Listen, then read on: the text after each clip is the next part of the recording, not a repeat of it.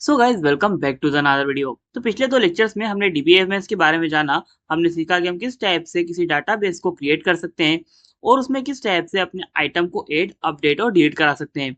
तो आज की वीडियो में हम सीखेंगे कि हम किस टाइप से अपने डाटाबेस से अपने डाटा को किस टाइप से एक एचटीएमएल पेज पर रेंडर करवा सकते हैं। तो स्टार्ट करते हैं आज की वीडियो को। Let's get started.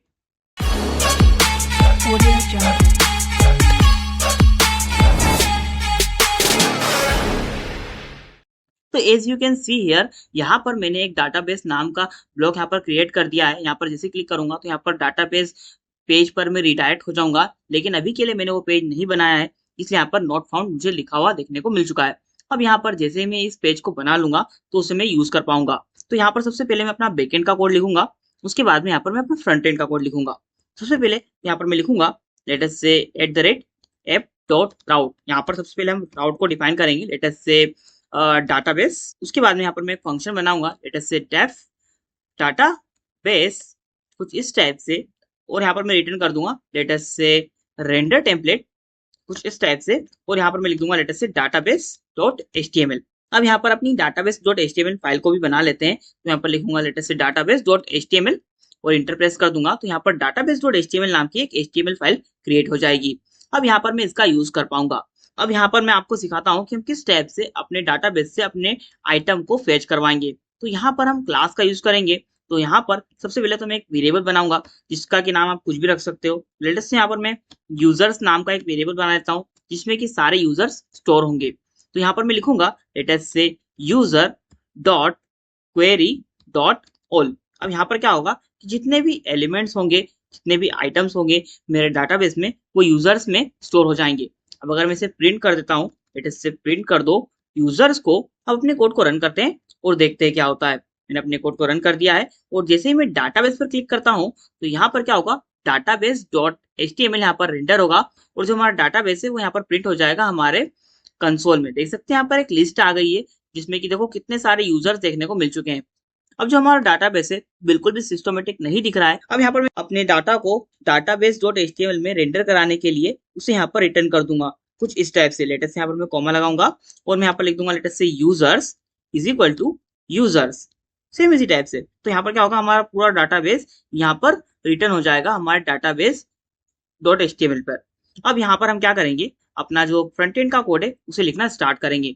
तो उसको लिखने के लिए मैं यहाँ पर बूटस्ट्रैप का यूज करूंगा। तो यहाँ पर मैं सर्च करूंगा बूटस्ट्रैप और मैं बूटस्ट्रैप की वेबसाइट पर आ जाऊंगा और यहाँ पर मैं ऊपर डॉक्स पर क्लिक करूंगा और यहाँ पर जो हमारा दूसरा नंबर वाला कोड है उसे मैं यहाँ पर कॉपी करूंगा और यहाँ पर पेस्ट कर दूंगा।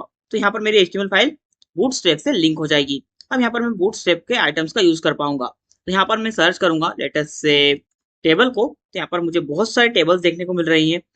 तो मैं यहाँ पर जो टेबल दिख रही है इसका कोड कॉपी करूंगा और यहाँ पर पेस्ट कर दूंगा कुछ इस टाइप से डॉट कंटेनर लिखने के बाद में। इससे क्या होगा, थोड़ी आइट साइड से स्पेसिंग आ जाएगी। अब जैसे यहाँ पर मैं आऊंगा अपने पेज में और रिफ्रेश करूंगा तो मेरी जो टेबल है कुछ इस टाइप से देखने को मिलेगी। अब मुझे यहाँ पर डार्क थीम चाहिए तो उसके यहाँ पर मैं बॉडी टैग में लिख दूंगा लेटेस्ट से data test BS test theme is equal to dark. तो यहाँ पर क्या होगा, डार्क थीम में ये कन्वर्ट हो जाएगा। अब देखो कितना बेटर दिख रहा है यहाँ पर। अब और भी एडिटिंग कर देते हैं। लेटेस्ट से अपने कंटेनर में एक और क्लास को ऐड करूंगा, लेटेस्ट से my5। इससे क्या होगा, देख सकते हैं ऊपर नीचे से थोड़ी स्पेसिंग आ चुकी है। अब मैं चाहता हूँ कि यहाँ पर एक हेडिंग भी आ जाए। उसके लिए यहाँ पर मैं h1 टैग लगाऊंगा और मैं यहाँ पर लिख दूंगा लेटेस्ट से डाटा बेस, कुछ इस टाइप से। अब मैं चाहता हूँ कि मेरा जो डाटा बेस लिखा हुआ आ रहा है ये सेंटर में आ जाए। तो उसके लिए यहाँ पर मैं लगाऊंगा क्लास लेटेस्ट से टेक्स्ट सेंटर। जिससे क्या होगा, मेरा डाटाबेस जो लिखा हुआ है वो सेंटर में आ जाएगा। अब मैं चाहता हूँ कि इसमें थोड़ी और स्पेसिंग आ जाए ऊपर नीचे से। तो यहाँ पर भी मैं my5 को एंटर कर दूंगा तो ऊपर नीचे से थोड़ी मार्जिन आ जाएगी। अब यहाँ पर हमारा जो फ्रंट एंड है बनकर तैयार हो चुका है। अब यहाँ पर हमें अपने डाटाबेस के आइटम्स को रेंडर करवाना है। अपने आइटम्स को रेंडर करवाऊं उससे पहले मैं यहाँ पर क्या करता हूँ, अपनी जो हेडिंग्स हैं उन्हें थोड़ी चेंज कर देता हूँ। लेटेस्ट से यहाँ पर जो हमारा सीरियल नंबर है उसकी जगह पर हैश आ रहा है तो उसे ऐसा ही रहने दूंगा, लेकिन जो फर्स्ट आ रहा है उसकी जगह पर मैं लिख दूंगा लेटेस्ट से यूजर नेम। तो यहाँ पर यूजर नेम आ जाएगा और जो लास्ट लिखा हुआ दिख रहा है इसकी जगह पर मैं इंटर कर दूंगा लेटेस्ट से पासवर्ड को और अपने कोड को रिफ्रेश करूंगा तो पासवर्ड आ चुका है।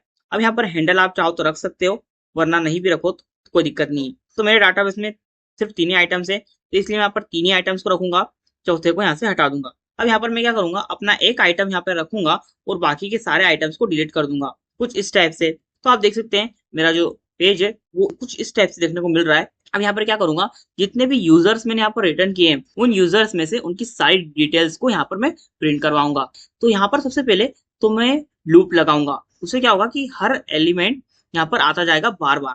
तो यहाँ पर मैं उसके लिए फॉर लूप का यूज करूंगा। तो यहाँ पर मैं इस टाइप से ब्रैकेट्स लगाऊंगा और 2 बार परसेंट का सिंबल लगाऊंगा और उसके बाद में यहाँ पर बीच में अपना कोड लिख सकता हूँ। तो मैं यहाँ पर लिखूंगा it is for user in users, और जो मेरा फॉर लूप है उसका मुझे स्कोप भी डिफाइन करना होगा। तो यहाँ पर मैं लिख दूंगा लेटर से एंड फोर, जहां पर भी मुझे अपने लूप को एंड करना है।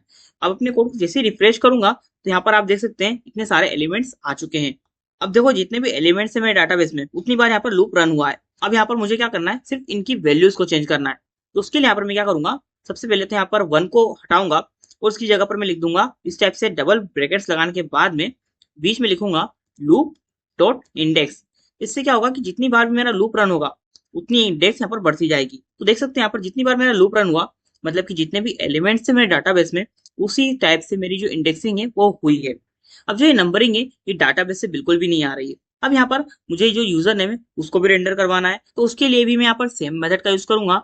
यहाँ पर मैं इसी टाइप से डबल ब्रैकेट्स लगाऊंगा और यहाँ पर मैं लिख दूंगा लेट अस से यूजर डॉट यूजर नेम, जो कि मैंने डिफाइन किया था। अब देखो जैसे मैंने रिफ्रेश किया तो यहाँ पर जितने भी यूजर नेम थे मेरे डाटाबेस में वो मुझे देखने को मिल चुके हैं।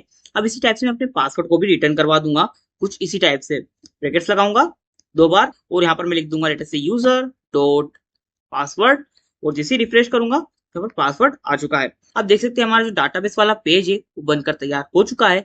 अब जैसे ही कुछ चीजें आप अपडेट करोगे आपके डाटाबेस में या फिर कुछ चीजें ऐड करोगे, लेटेस्ट यहाँ पर मैं कुछ भी अभी इंटर कर देता हूँ और सबमिट पर क्लिक करता हूँ तो वही चीज मेरे डाटाबेस में अपडेट हो जाएगी। देख सकते हैं यहाँ पर अपडेट हो चुकी है मेरे डाटाबेस में। अब यहाँ पर कुछ स्टूडेंट के दिमाग में क्वेश्चन आ रहा होगा, डाउट आ रहा होगा कि इसे तो हमारा डाटाबेस हर कोई एक्सेस कर लेगा। देखो यहाँ पर ऐसा नहीं होता है। हम जब भी अपने डाटाबेस को इस टाइप से शो करवाते हैं तो वहां पर हम लॉगिन पासवर्ड लगा देते हैं। लॉगिन होने के बाद में ही जो हमारा यूजर है इस डाटाबेस को देख पाएगा। ऐसा सिस्टम हम करते हैं। वो कैसे करना है वो भी आने वाले लेक्चर्स में आपको सिखाऊंगा। आई होप कि आपको ये वीडियो अच्छा लगा होगा। तो मिलते हैं नेक्स्ट वीडियो में, तब तक के लिए बाय बाय।